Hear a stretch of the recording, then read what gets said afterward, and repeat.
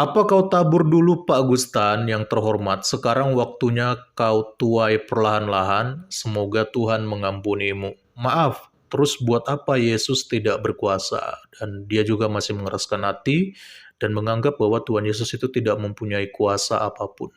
Ya, dia.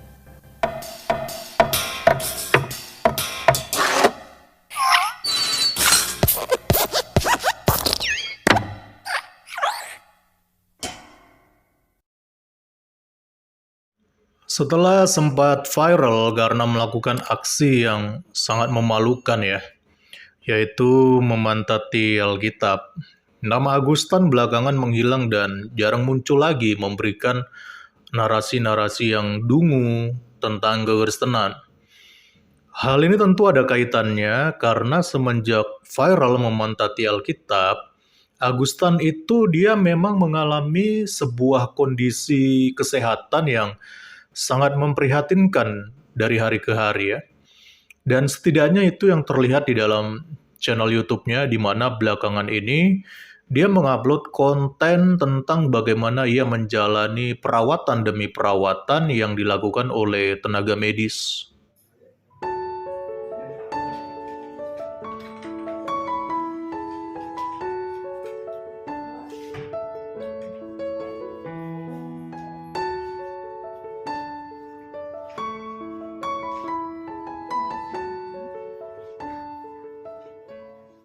Berdasarkan dari video yang sudah kita saksikan, terlihat bagaimana kondisi tubuh Agustan sepertinya kian kurus dan juga pucat ya.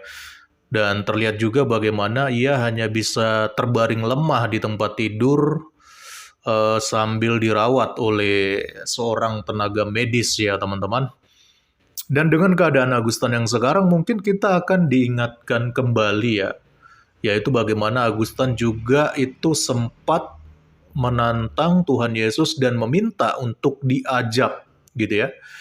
Dan terlepas dari tantangan yang pernah ia lontarkan dahulu itu terjadi atau tidak, ya saya tidak mau menjudge ya, dan biarlah Tuhan sendiri yang berperkara.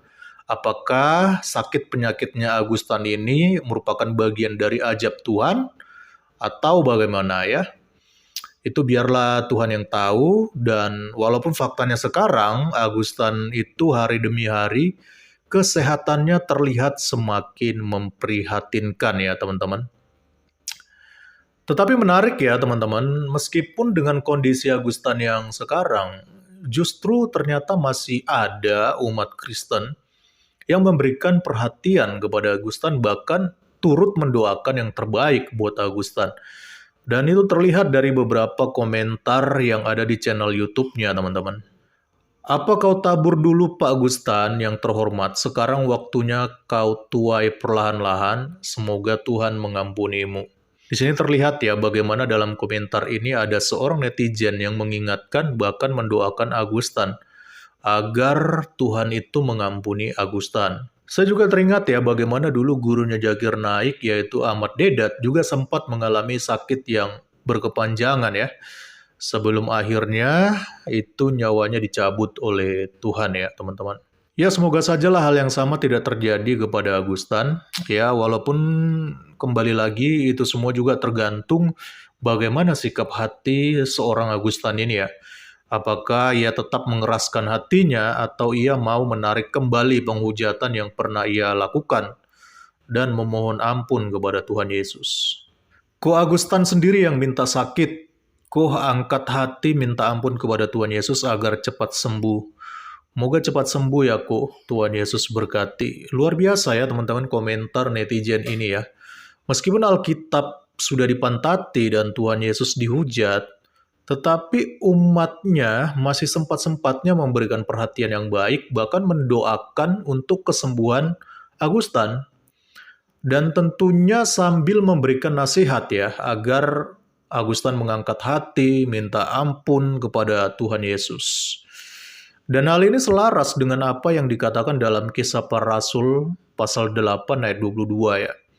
Jadi bertobatlah dari kejahatanmu ini dan berdoalah kepada Tuhan supaya ia mengampuni niat hatimu ini. Saya percaya ya, dari ayat ini kita belajar ya bahwa seberdosa apapun orang, bagaimanapun ketika ia berdosa kepada Tuhan, saya percaya jikalau ia memohon ampun, meminta pengampunan dan bertobat, itu pasti Tuhan akan mengampuni itu. Karena kita percaya Tuhan yang kita kenal adalah Tuhan yang Maha Ampun, ya, bukan Tuhan yang tidak mempunyai belas kasihan. Tetapi sepertinya Augustan masih tetap mengeraskan hatinya dan itu terlihat bagaimana ia merespon komentar netizen ini. Hidup karena Allah SWT, bukan Yesus yang kalah dengan tai sapi. Aduh, ya walaupun di komentar ini ada typonya ya teman-teman, tapi saya pikir sangat tidak mencerminkan sebuah akhlak yang baik ya. Di tengah sakit penyakitnya seperti itu, dia masih sempat-sempatnya mengatakan bahwa Yesus yang kalah dengan tai sapi. Saya nggak ngerti maksud dari komentarnya ini apa. Dan kelihatannya memang Augustan ini masih mengeraskan hatinya. Bahkan ia juga mengambil satu ayat di dalam Keluaran 19 ayat 14 dan mengatakan, maaf, terus buat apa Yesus tidak berkuasa? Dan dia juga masih mengeraskan hati dan menganggap bahwa Tuhan Yesus itu tidak mempunyai kuasa apapun. Ya, dia bilang Tuhan Yesus tidak berkuasa. Ini dalil bukan hina. Ya, jadi dia bilang ini dalil bukan hina, teman-teman. Ya terserah lah ya. Dan netizennya juga bilang, oke, terserah kau aja. Ya memang itulah tugas kita sebagai orang percaya ya teman-teman. Yaitu saling mengingatkan dan juga saling mendoakan. Ya memang itulah tugas kita sebagai orang percaya ya teman-teman. Yaitu saling mengingatkan dan juga mendoakan jika ada yang mengalami sakit dan juga mengeraskan hati kepada Tuhan.